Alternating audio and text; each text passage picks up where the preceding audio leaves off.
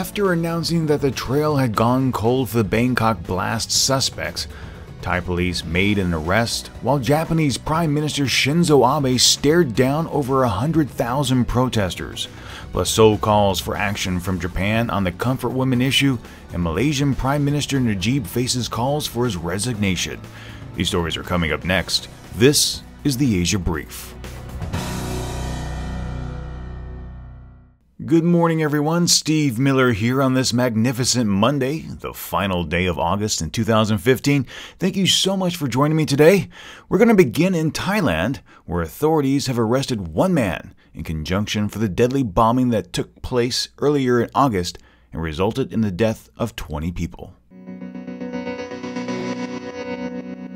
The bomb that detonated at the Erawan Shrine in central Bangkok August 17th was the deadliest for the Thai capital city, so it's understandable that authorities want to move quickly, wrap up the investigation, and bring those responsible to justice, which is why some may have been surprised when police announced that they had arrested someone linked to the crime after stating that the trail had gone cold. On Friday, authorities announced that they were testing DNA from the money the lead suspect, the man in the yellow shirt, gave to a tuk-tuk driver and the vehicle itself. The Prime Minister's office also told reporters the government was intensifying efforts investigating a possible link to the Grey Wolves, a right-wing Uyghur organization based in Turkey, which some feel is the most likely perpetrator of the attack. Then on Saturday evening, it was announced police had arrested a suspect, described only as a foreigner. Police say they found bomb-making materials, including ball bearings, fuses, pipes, and other items, as well as a stack of Turkish passports. He was charged with possessing explosives and is in military custody. During a nationally televised broadcast about the arrest, an image of essentially a suicide vest was included with the briefing. It wasn't mentioned, but Thai social media immediately picked up on the explosive device, as it didn't match the technical aspects of this particular case. Savvy internet investigators quickly determined the image was from a 2013 United States TSA blog.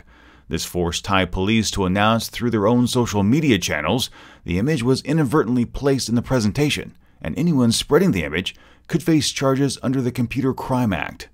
Critics called on the junta to explain how the image found its way into the presentation, saying the flub damaged the police's credibility. But this wasn't the only mistake made. Immediately following the arrest, police said the suspect was Turkish, but then later withdrew the comment. The Turkish embassy in Bangkok denied that the arrest suspect was a citizen of Turkey. Another confusing piece of the puzzle is how exactly the police tracked down this person. The Bangkok Post indicates through one of its police sources the arrest was made after investigators saw 3 Turkish roaming mobile numbers being activated near the shrine. However, police have also said a tip from a landlord brought the police to the suspect's residence. Despite this confusion, the National Council for Peace and Order continues to maintain this vicious attack wasn't part of an international terror plot, but one of revenge for the nation repatriating more than 100 Turkey-bound Uyghur refugees to China. Over the weekend, as many as 120,000 people gathered near Japan's Parliament building on Sunday to oppose legislation allowing the military to fight overseas, or the reaffirmation of Japan's right to collective self-defense. Protesters chanted "No war" and "Abe quit," as the security bills being debated in the upper house of Parliament are expected to pass by the end of September. Prime Minister Shinzo Abe had previously said, quote, "The security situation surrounding Japan is becoming increasingly challenging. With this in mind, it is an absolutely necessary legislation to protect the lives of the Japanese and also to prevent the country from going to war." End quote. The bills would revise 10 existing laws and give the military more freedom to defend its people and interests, to participate in collective self-defense, and defend allies, such as the United States. Even then, there are limits placed on the use of force, and certain conditions must apply. Force can only be used when Japan is attacked or when a close ally is attacked, and the result threatens Japan's survival and poses a clear danger to people. In addition, force can also be applied when there is no other appropriate means available to repel the attack and ensure Japan's survival and protect its people. And finally, the use of force is restricted to a necessary minimum. Many in Japan strongly support Article 9 of the post-war constitution, and it should be noted that conflict is a last resort when trying to resolve a situation. But it's also true times have changed, and there are new threats in this world that didn't exist 70 years ago.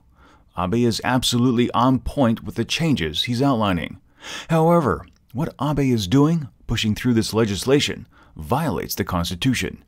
Japanese citizens and legal scholars are absolutely correct to call out the Prime Minister on this issue.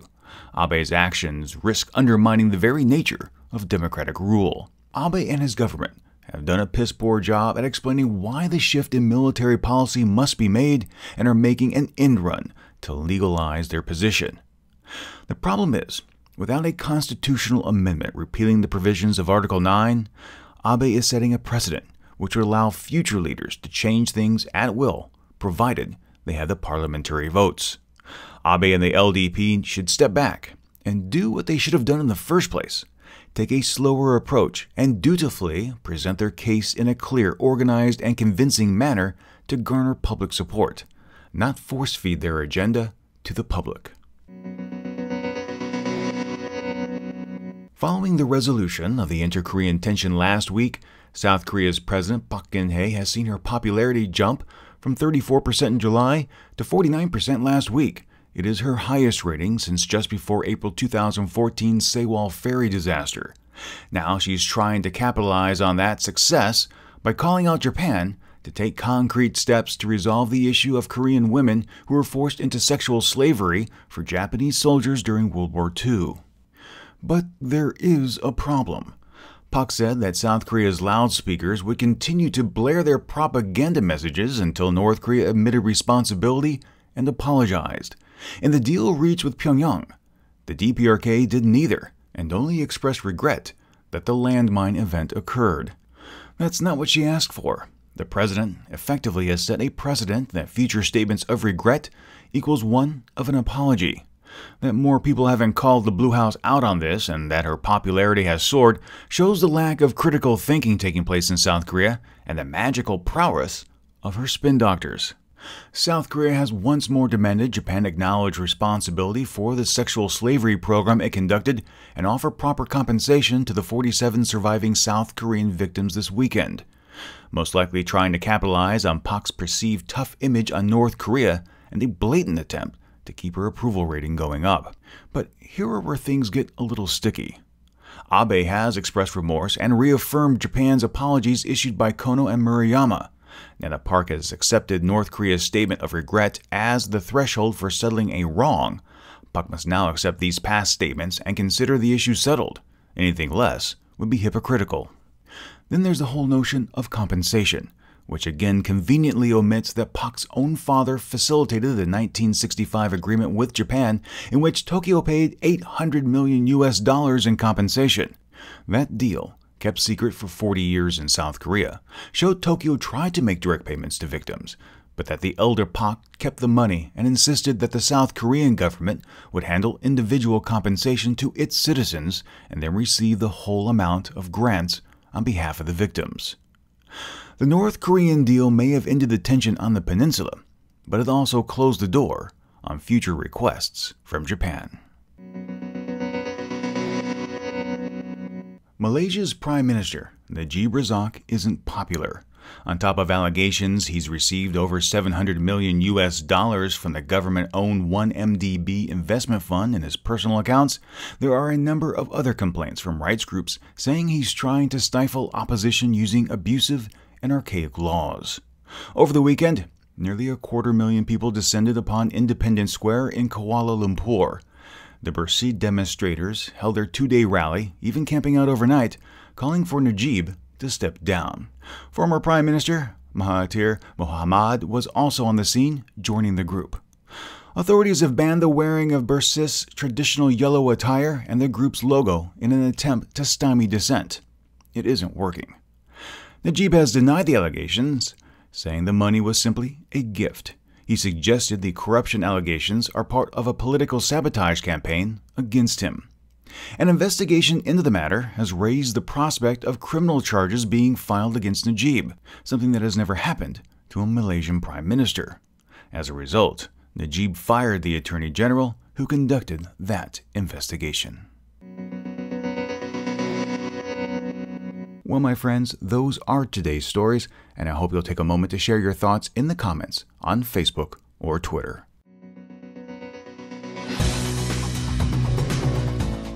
The Asia Brief is a special feature of the Asia News Weekly podcast. If you enjoyed the podcast, please share it with your friends, and if you haven't, subscribe.